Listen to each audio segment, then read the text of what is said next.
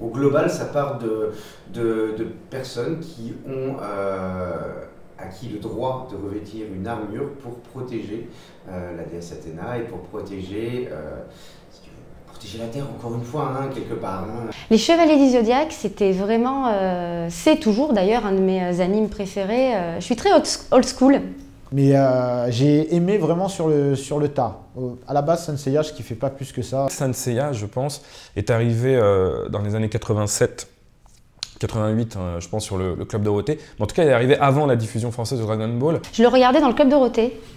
Bah, c'est Dorothée qui a emmené la Japanime sur nos écrans. Hein. C'est vraiment avec Dorothée que tout a démarré. Hein. Cette version française était juste mythique, quoi. Les Chevaliers du Zodiaque. Non mais, quand on entend la version originale, tu vois vraiment il y a une grosse différence. Mais vraiment, c'est-à-dire qu'avec le recul, on a envie de se dire pourquoi on a fait ce générique.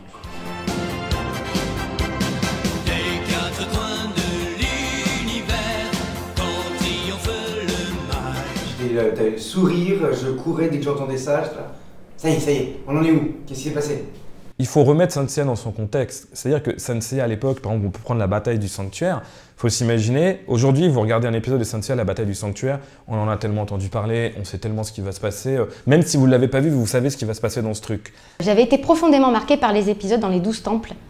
L'épisode donc où les chevaliers doivent vaincre tous les chevaliers, les 12 chevaliers des signes du zodiaque pour sauver Saori qui s'est pris une flèche en plein cœur. Et chaque semaine, il faut attendre le mercredi d'après pour savoir comment ils vont se taper contre le boss prochain. Quand ils passent avec Another Dimension dans la maison des Gémeaux, on se devient fou. Hein. Je veux dire, à l'époque, on ne sait vraiment pas qui est le grand pop. Enfin, si on remet dans le contexte et que tu es un gamin, tu es totalement impressionné par le truc. Quand Seiya réanime Shiryu à la fin dans le Colisée, hein, quand il a le tatouage du dragon qui disparaît.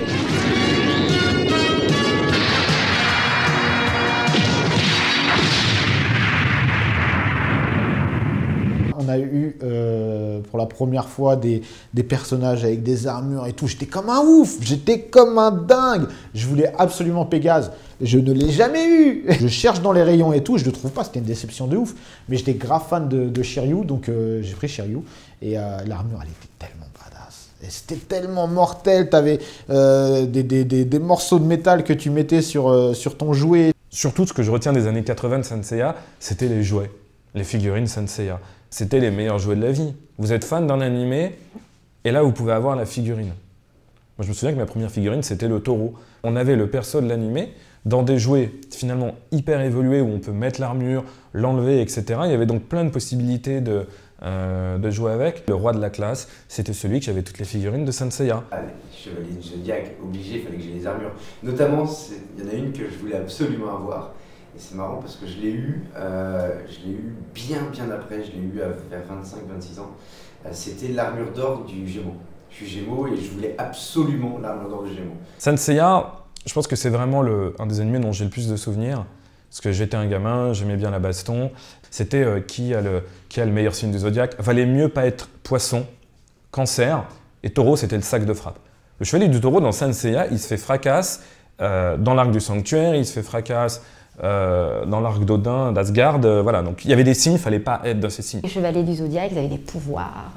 C'était assez attrayant pour moi et c'est vrai que le météore de Pégase, Seiya, il était très mignon en plus, donc j'étais amoureuse de lui. J'étais un peu amoureuse de tous les personnages de manga quand j'étais petite, mais c'était ouais, vraiment lui, Pégase. Subis la puissance des météores de Pégase!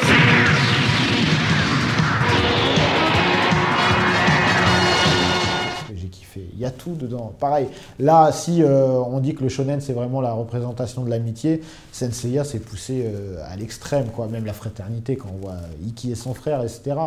Saint Seiya, ça reste pour moi l'animé par excellence. Je les ai regardés plein de fois et à chaque fois, j'avais de la chance parce que je tombais toujours sur les 12 temples, sur cette période de l'anime que je trouve incroyable et magique, quoi. J'ai tellement aussi, pareil, kiffé la musique de Saint Seiya, Pegasus Fantasy, l'univers de Saint Seiya, que ça m'a amené complètement dans l'animation et j'ai voulu découvrir plein d'autres choses par le biais de Saint Seiya.